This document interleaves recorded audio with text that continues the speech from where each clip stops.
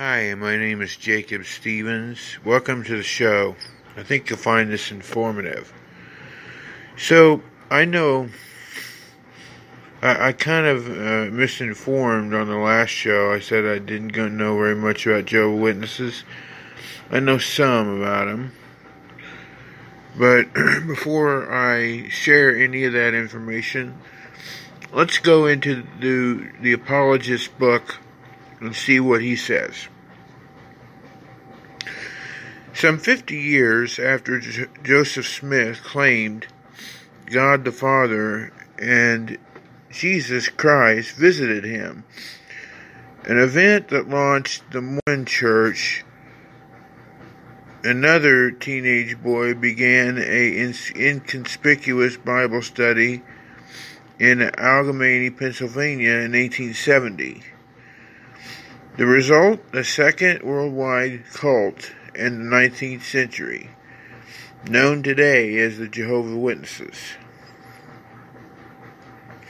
Known over the years by several names, including the Watchtower, Bible and Tract Society of Pennsylvania, and the International Bible Students Association, the Jehovah's Witnesses today boast more than 8.2 million active participants known as publishers in more than 230 countries, with more than 115,000 kingdom halls, one of the largest publishing operations in the world, and an aggressive door-to-door preaching ministry.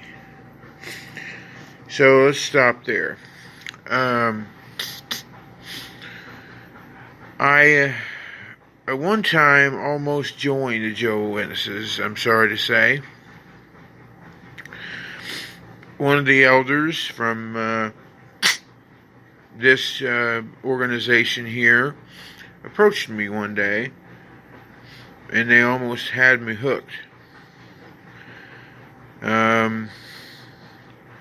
So you might ask yourself, what's it like to go to a meeting?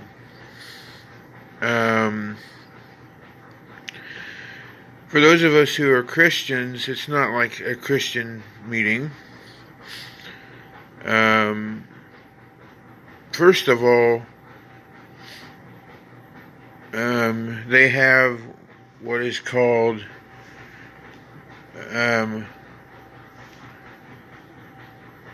they have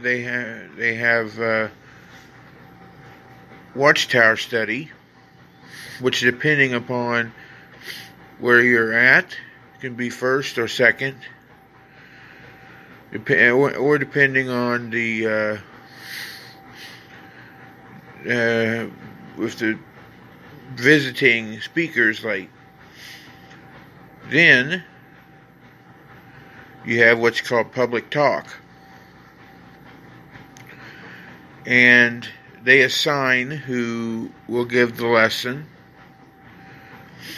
There's a list usually in the back of the building, and it's got who is scheduled to give the lesson, and it's assigned ahead of time what the lesson will be. I learned. Then I learned the men are encouraged to wear a tie. And it's not a good place to be. So the apologist says, Jehovah's Witnesses acknowledge that Charles Taze Russell was the prime mover of the group, but seeks to distance themselves from claims that he founded the organization. Unfortunately, Jehovah's Witnesses today still cling to Russell's main false teachings: a denial of the Trinity, a denial of the deity of Christ and his bodily resurrection, a denial of the Holy Spirit's deity and personality, a denial of hell, as a place of everlasting punishment and more. So, as somebody who attended this organization, I can tell you, you're right, they're right. A lot is placed in the Watchtower magazine, and it's almost gospel.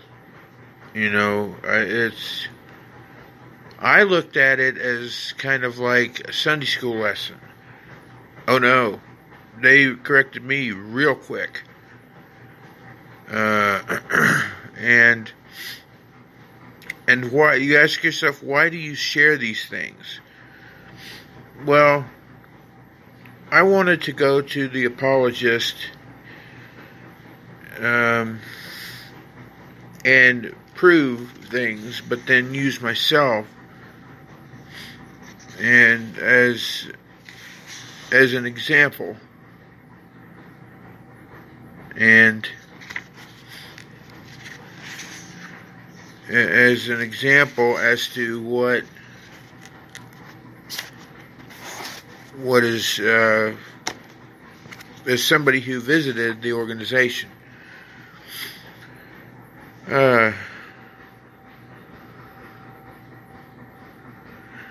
So I won't go through all these, but I'll go through this one as to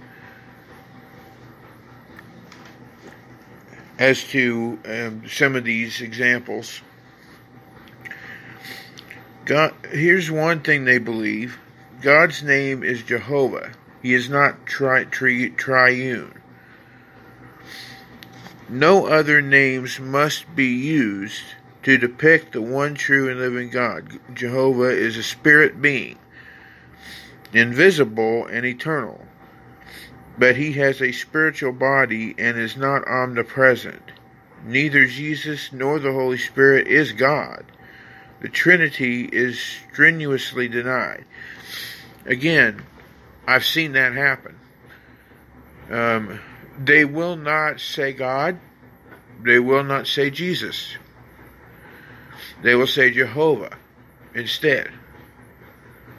When they're preaching a sermon or a public talk, as they say, you'll never hear them say Jesus or God. It'll always be Jehovah. Maybe in the future I can do a Mormon one, which Mormons are kind of similar but not. So I think I will close here, and thank you all for joining me. I enjoy doing these, and we'll see you on the next show. Peace.